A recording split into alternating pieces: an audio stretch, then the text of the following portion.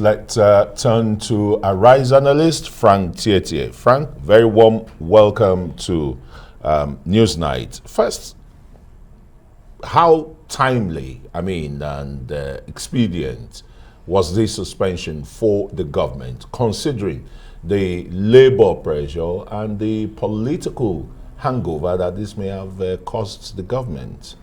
There can never be a good time to remove subsidy. Removal of subsidy is a decision that is expected to be patriotic, that is expected to be driven by strong will and strong commitment to better economic policies for the progress of Nigeria.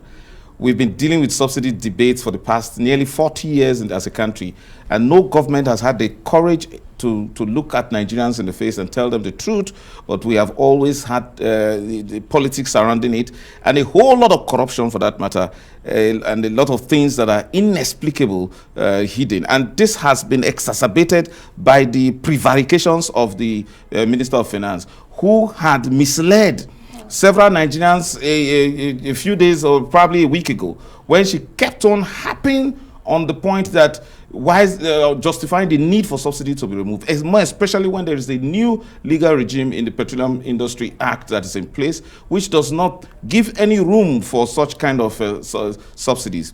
What has happened today with this kind of announcement comes as a shocking inconsistency on the part of government. We don't know how where it's coming from, but to a large extent, there should be some limits to politics.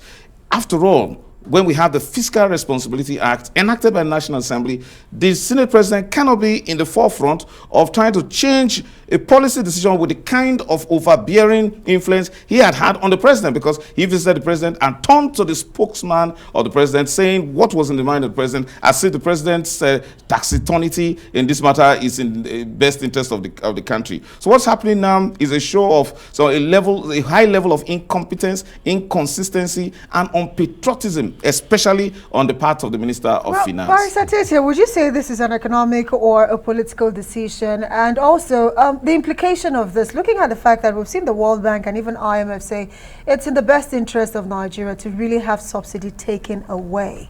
It's clear to all, even to elementary economics, that you cannot continue a regime of subsidy that is unsustainable. The way the Minister of Finance had, pontificated to Nigerians not too long ago. To not make this change is something that is so worrisome. The decision clearly is political, and the person at the center of it all is the President of the Senate. He visited the President, and now he somehow has summoned the executive, the representative of the President to the National Assembly, to give this press statement that doesn't have any economic basis. So at what time would the removal of subsidy be right? No, we wouldn't have it. President Buhari, who had vilified the earlier the president, the immediate past president, and deprecated the issues of subsidy as being non-existent, is now at the center of it all, spending humongous amount of money to subsidize fuel imports. It's unthinkable that we are even importing fuel. But you see, we seem to, as a government, to be lying to the Nigerian public, and that's what should be unacceptable. Nigerians should know, the government should be courageous enough to tell Nigerians that it is in their best interest if subsidies are removed.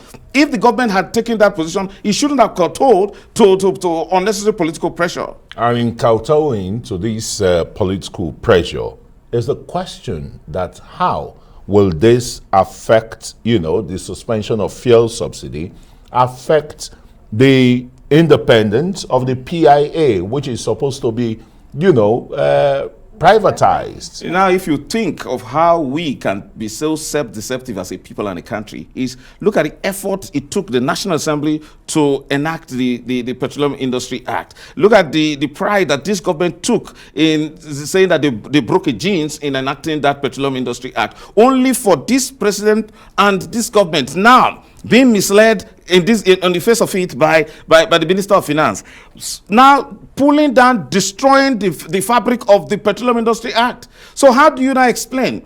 How do you more investments coming into the petroleum industry when you now see a regime of subsidies that is inexplicable? Monies coming from monies that you don't have. One would have been thinking that this government should have implemented, should have stuck to his guns after it had done research, after it had presented a budget that has been passed, which did not make provisions for subsidy. Willy-nilly, it was enough that some cushioning effects to the extent that it would have been practiced for the next 6 months. Unfortunately, what we have now is a policy somersault, a reflection of an executive that really does not have a firm grasp on the on economic issues and can be tossed to and fro by political pressure. That you cannot, improve the lot of people and a country by that. Would you say this is postponing the evil day? And would you also think that maybe this is setting up a booby trap for the incoming administration? Because eventually subsidies have to go if we need to grow the economy. Of course, yes, but this president had initially opposed subsidy.